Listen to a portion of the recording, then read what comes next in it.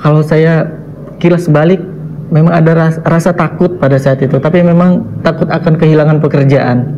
Rasa takut juga kepada Allah ya, karena terus terang informasi bahwasanya pelaku riba itu ditantang perang sama Allah dan Rasul itu belakangan saya dapat, dan itu sungguh betul-betul menusuk di jantung ya. Nggak sanggup ya Allah kalau ditantang perang samamu gitu kan. Belum lagi Rasul mengatakannya itu bukan bagian dari umatku gitu kan. Nah pada saat itu saya putuskan, saya tulis surat resign saya itu sempat disobek sama teman saya sebelum saya masukkan ke meja atasan.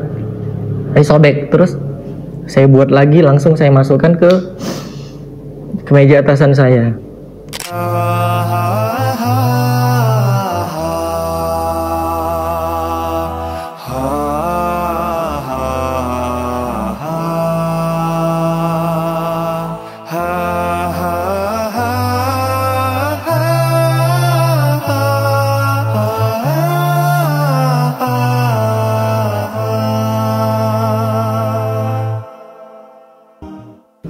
Jadi kegalauan saya itu berlanjut sampai dengan tahun 2014. Jadi 2 tahun sebelum saya memutuskan keluar, tahun 2014 ya, itu saya mulai mendapatkan banyak informasi melalui media sosial, itu terutamanya Facebook ya.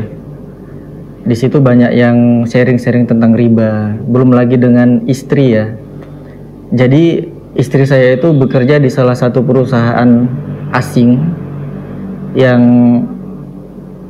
memang tidak pro kepada umat. Jadi saya berlomba-lomba untuk ayo nih siapa duluan keluar gitu ya kan. Nah rupanya dia yang duluan keluar. Jadi dia sering bilang gini loh, apa tuh tempat kamu kerja riba atau enggak gitu. Kok baru bilang sekarang gitu, dulu kemana aja gitu. Nah jadi tempat kamu tuh zolim gitu ya kan, bla bla bla. Jadi kalau misal seperti jadi debat kusir gitu ya kan, jadi masing-masing mempertahankan perusahaan masing-masing gitu ya. Jadi rupanya nggak saya sangka juga dia bulat memutuskan berhenti dari tempat dia bekerja, dan itu saya benar-benar salut ya, salut sama dia. Artinya memang dia memutuskan itu, artinya dia memotong finansial dia. Jadi memang dia sebelum memutuskan keluar, dia banyak belajar agama juga. Terus dia memang berusaha untuk menjadi ibu rumah tangga, mendampingi saya. Nah, dulu saya itu bekerja di luar kota. Jadi di luar kota, pindah ke Medan tahun 2013, pindah ke Medan. 2014 mulai memperdalam agama, disitulah mulai intens mempelajari riba. Yang menyemangati awalnya itu memang istri saya. Saya dulu maksudnya nggak ngeh gitu loh. Tempat aku kerja nyaman kok, enak kok. Apalagi kalau dilihat dari sejarah tempat saya bekerja itu ya, bank tempat saya bekerja itu sejarahnya sangat pro kepada umat Islam gitu kan. Mungkin karena perjalanan waktu sehingga menjadi bank ya yang memang pendapatan utama itu dari bunga ya. Nah jadi singkat ceritanya itu, istri saya tetap mendorong saya, dia nggak apa-apa katanya kayak gitu, nggak apa-apa, semua berproses loh katanya. Nah setelah istri saya keluar dari tempat dia bekerja, dia mentraktiri saya untuk pergi umroh. Di situ saya rasa perjalanan rohani saya, perjalanan spiritual saya bermula dari situ. Terketuknya hati saya itu bermula dari situ ya. Jadi dia bayarin, ini disuruh umroh aja kok susah awalnya, dia bilang. Jadi dia awalnya gini, nih yuk ada uang, saya mau bayarin kamu umroh. Nggak usah deh, uangnya aja sini gitu ya kan. Lah dia marah, ya udah deh saya turutin lah, mumpung gratis, saya pikir bukan gratis maksudnya, mumpung ditraktirin sama istri gitu ya. Nah jadi seluruhnya dari mulai paspor dia yang urusin, tiket dan lainnya, mendaftar dia yang urusin. Jadi singkat cerita, bulan 12 2015 istri saya keluar. Maret 2016 kami berangkat umroh. Di situ saya sebelum pergi umroh banyak belajar lagi ya kan. Di situ saya juga berjanji sama Allah. Bukan berjanji sih, mungkin apa ya tepatnya, berkata-kata lah gitu ya, curhat sama Allah. Ya Allah, kalau memang tempat kerja aku ini kurang baik bagi aku ya, semoga aku bisa menemukan jalan untuk bisa tetap istiqomah, tetap untuk berusaha keluar dari yang tidak baik ini. Begitulah janji saya. Pulang umroh ya, saya kembali bekerja seperti biasa, masuk kantor seperti biasa.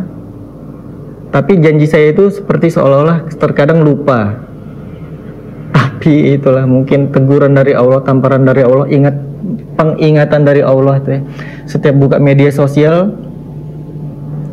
sharingnya teman-teman itu bukan teman ya, adalah sharing teman itu tentang riba juga. Ada juga dari media Islam itu tentang riba. Jadi saya merasa seperti diingatkan, ditampar. Ini loh, kamu pernah berjanji loh pada saat di tanah suci ini. Mana janji kamu gitu loh. Tepatin gitu. Seolah-olah seperti itu ya yang saya rasakan. Jadi di bulan, kalau nggak salah bulan Juli di tahun 2016 itu bulan puasa. Memang hati saya udah 80% ingin hijrah, meninggalkan itu dunia perbankan tempat saya bekerja dengan konsekuensi apapun gitu. Sudah mulai tertanam di hati saya itu keyakinan seperti itu. Cuman lagi-lagi memang ada yang menahan, seperti menarik kaki saya gitu ya. Lingkungan lah, kawan-kawan tempat saya bekerja begitu kan. Sampai atasan saya juga membilangkan, ngapain keluar dari riba, anak kamu bagaimana, rezeki kamu bagaimana, pikirkan dulu matang-matang gitu. Tapi ya itu tadi, mungkin memang, bukan mungkin lah, memang udah niat kebulatan tekad saya udah semakin lebih besar. Di akhir Ramadan saya cerita sama rekan sekantor mau keluar dari tempat saya bekerja. Setelah saya cerita, dia tetap berusaha menahan saya. Pikirkan keluarga, tetap dia bilang seperti itu. Gini loh bang, saya bilang, cerita sama teman saya ya, ini udah lama sebetulnya keyakinan aku untuk keluar dari bank ini udah lama. Cuman memang pencetusnya ini, lihat ini, saya tunjukin video Syafiq Riza Basalamah.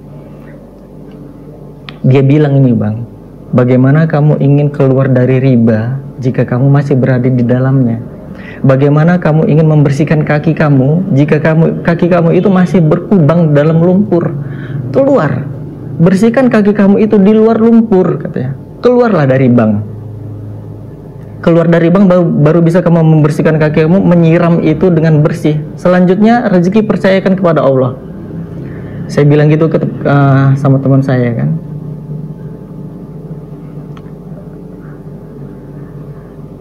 Kalau saya kilas balik, memang ada rasa takut pada saat itu, tapi memang takut akan kehilangan pekerjaan. Rasa takut juga kepada Allah ya, karena terus terang informasi bahwasanya pelaku riba itu ditantang perang sama Allah dan Rasul itu belakangan saya dapat, dan itu sungguh betul-betul menusuk di jantung ya. Nggak sanggup ya Allah kalau ditantang perang samamu gitu kan. Belum lagi Rasul mengatakannya itu bukan bagian dari umatku gitu kan. Nah pada saat itu saya putuskan, saya tulis surat resign saya itu sempat disobek sama teman saya sebelum saya masukkan ke meja atasan. Saya sobek, terus saya buat lagi, langsung saya masukkan ke meja atasan saya. Kamu boleh pikir-pikir lagi tentang ini, kata atasan saya. Cuman memang saya bilang sama atasan saya, Pak, saya sudah bulat, nanti setelah lebaran saya nggak masuk lagi. Izin Pak, saya mohon maaf lahir batin. Ya sudah, kalau itu keputusan kamu. Dia bilang seperti itu. Dan pada saat itu saya tulis surat resign, saya letakkan di meja atasan saya. Bismillah, semoga ini yang terbaik begitu bagi meyakinkan hati saya. Bismillah, semoga ini yang terbaik, ya Allah kuatkan gitu. Walaupun pada saat itu gini, keluar dari bank itu saya nggak punya pekerjaan apapun, jadi hanya Bismillah keluar, meyakinkan hati, membulatkan tekad bahwasan memang rezeki itu Allah yang atur. Bismillah saya keluar, dan memang setelah libur Lebaran saya tidak masuk ke kantor lagi. Saya tidak masuk kantor lagi. Bagi saya itu sudah selesai masa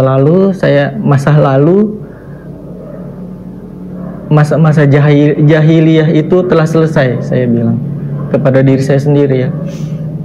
Nah, itulah proses pada saat mau keluar itu.